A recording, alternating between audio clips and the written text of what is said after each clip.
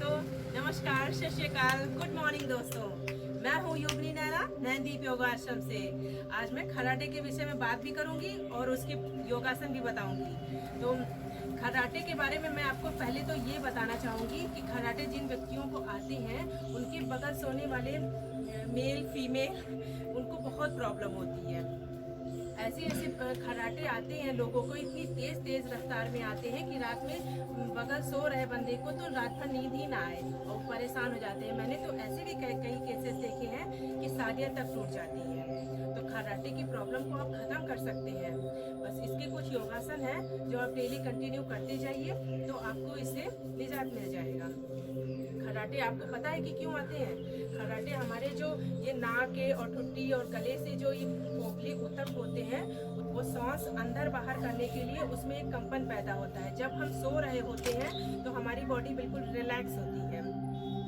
Relax होने पे हमारे सांस अंदर बाहर होने पर यहाँ पे एक कंपन उत्पन्न होता है जिसे हम खर्राटे का नाम देते हैं। तो वो खत्म किया जा सकता है। आप बस कुछ चीज़ों का याद रखिएगा। आप अपना वजन कम कीजिए और सोने से पहले शराब का सेवन बंद कीजिए। शराब पीने से हमारे मांसपेशियाँ इतनी रिलैक्स हो जाती हैं कि हमें सांस लेने में मेहनत बहुत ज़्यादा करनी पड़ती है, जिससे हमारे खर्राटे निकलते हैं। तो चलिए मैं आपको बताती हूँ इसके योगासन जो मेरे साथ आप करते चलिए। सबसे पहले मैं आपको 2 योगासन बताऊंगी और उसके बाद उसके प्राणायाम बताऊंगी। 5 ऐसे प्राणायाम हैं जो आप कंटिन्यू करते रहेंगे तो आपको 4 से 6 महीने में खर्राटे से मुक्ति मिल जाएगी। पहले प्राणायाम ये है कि आपको सबसे पहले ओम का उच्चारण करना है। तो श्वास को पूरी तरह से आप अपने चेस्ट में, फेफड़ों में भर लीजिए और उसके बाद ओम का उच्चारण कीजिए। चलिए मेरे साथ करते जाइए, मैं बताती हूँ आपको।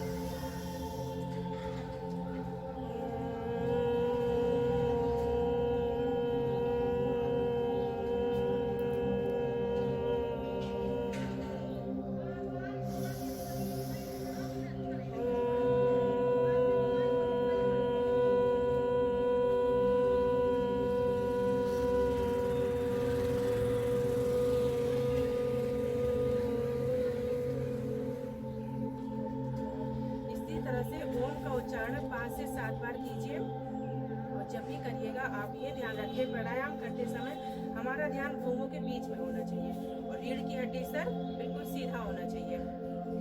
सर को भी आप बिल्कुल सीधा ही रखिए, बॉडी बिल्कुल स्टेबल। और सांस को फेफड़ों में भर के ओम का उच्चारण करिए। इसी तरह से आप जब भी जो भी प्राणायाम करिए खाली पेट ही करिएगा। योगा तो आप कभी भी खाना खाने के 2 घंटे बाद कर सकते हैं, पर प्राणायाम करने के लिए आपको खाली पेट ही करना होगा।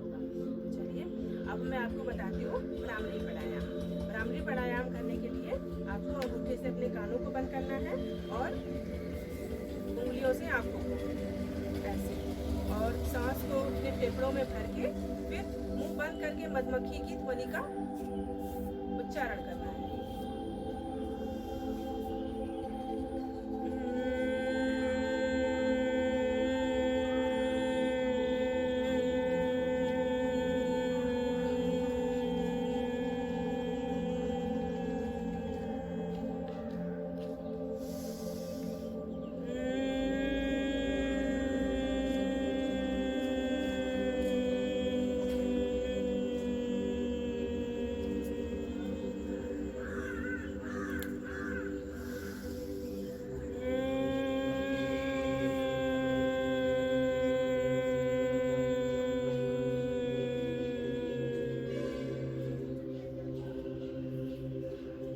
प्राणायाम करने के बाद अपने हाथों को मलिए और उनको अपने आंखों पर रखिए और धीमे से पूरे फेस को चला के धीमे धीमे अपनी आईज को ओपन करिए।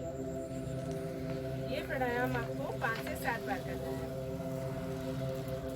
और अगला प्राणायाम बताती हूँ मैं, उज्जयी प्राणायाम। उज्जयी प्राणायाम गले से हम लेते हैं श्वास को और फेफड़ों में स्टोर करते हैं और यहाँ अपने चिन और चेस्ट को लॉक करते हैं। श्वास को फेफड़ों में 2 मिनट के लिए रोकते हैं, फिर चंद नाड़ी से हम श्वास को बाहर निकालते हैं। चलिए करिए मेरे साथ उज्जयी प्राणायाम।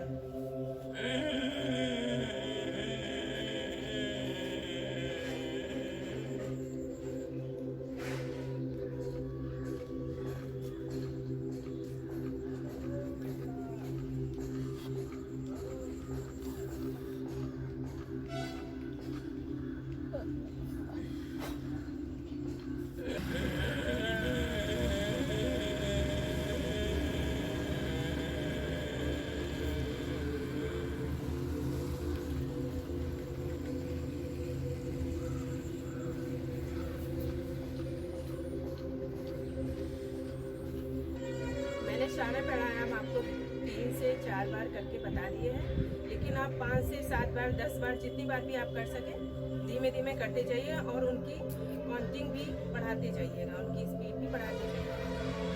अब मैं आपको अगला प्राणायाम बताऊंगी, कपालभाति और अनुलोम।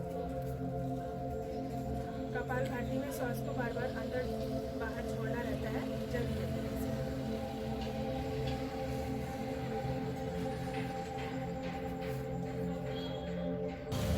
अब चलिए करिए मेरे साथ अनुलोम विलोम।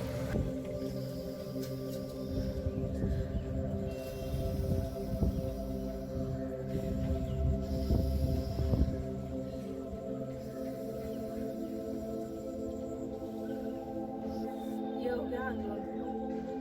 इसको भी आप एटलीस्ट आप 10 टाइम तो करिए ही कर आपके लिए बहुत ही बेनिफिट्स है, खर्राटों से आपको मुक्ति मिल जाएगी।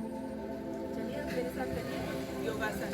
योगासन में आपको बताऊंगी, जिसमें आपको सबसे पहले भुजंगासन करना है। ऐसे आप लेट जाइए और ऐसे ऊपर की साइड टर्न कीजिए, जो जितना टर्न कर सकता है कर लीजिएगा।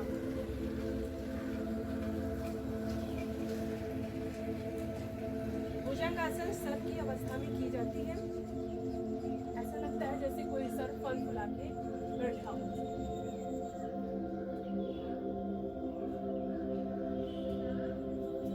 इस तरह से। और मैं दूसरा आसन बताती हूँ, धनुरासन। धनुरासन में आपको ऐसे करना है, इस तरह से। देखा ना आपने? मैं फिर से बताती हूँ, आप ध्यान से देखिए और करते जाइए।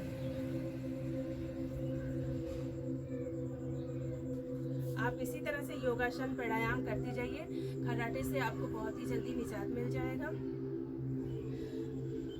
और अगर आपको मेरा चैनल अच्छा लगता है तो please like, subscribe and share कीजिए। Thank you.